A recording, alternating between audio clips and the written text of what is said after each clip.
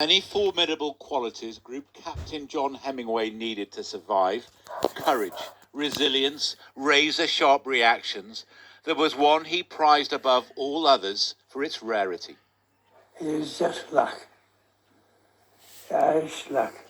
Irish luck? It must have been something like that. I shot that many times, and I'm still here. Never in the field of human conflict was so much owed by so many to so few. He was among the few of the few. Just one of 10 Irishmen to fly in defence of Britain in that summer of 1940, and twice shot down over the Essex marshes, where decades later his hurricane was exhumed from the mud, his trigger still fixed for action.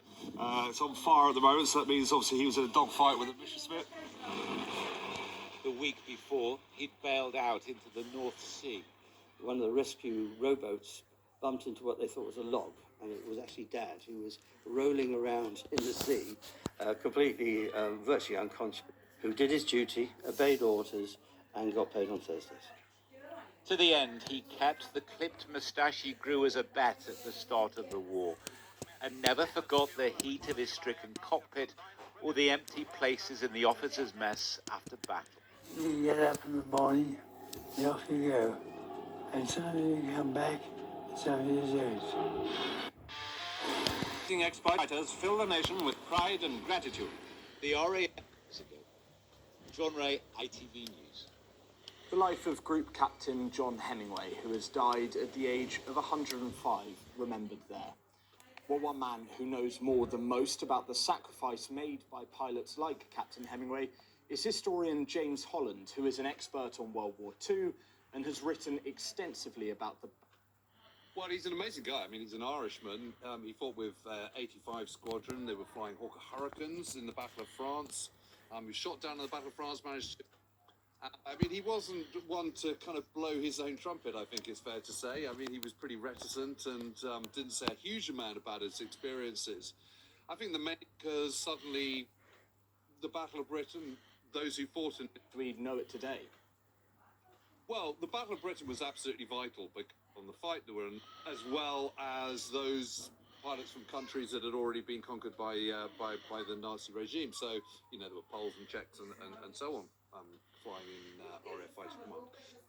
For the completely scuppered Hitler's plan, to speak, and it forced him to turn into to launch Operation Barbarossa, the invasion consequences. So instead of and drawn to their understandably army, he said, you know, Hitler knows he must defeat us or else surely lose the war. The bravery of the British were actually far more clinical than the kind of sort of, you know, we've got this sort of slight backs to a wall sort of approach to the telling of the narrative, but actually Britain was at that time combined never come up against this, and most of the pilots were highly skilled. We had very good planes in the Supermarine Spitfire.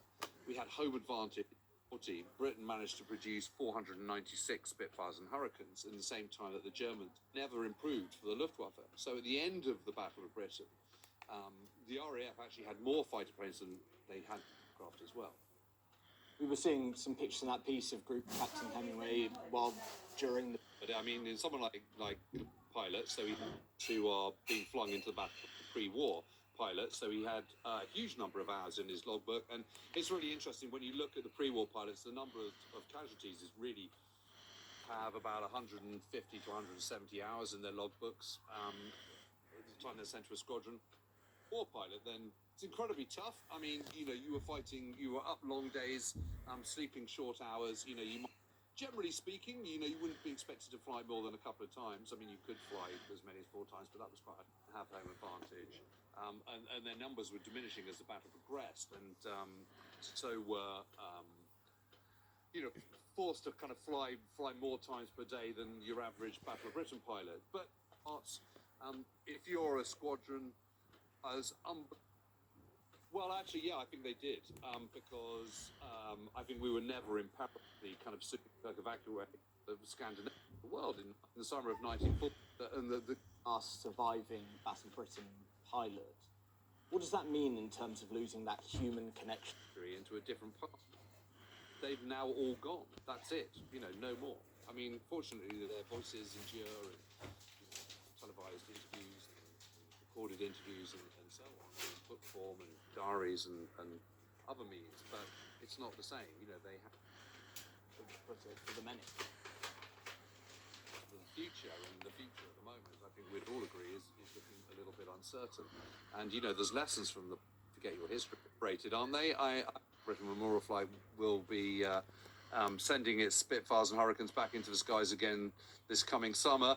And you know, it is a reminder every time you see the elliptical wings of the Spitfire, you hear the sigh of the Rolls-Royce Merlin engine. It is a reminder of what anytime soon. I certainly hope not. James Holland, I think we hope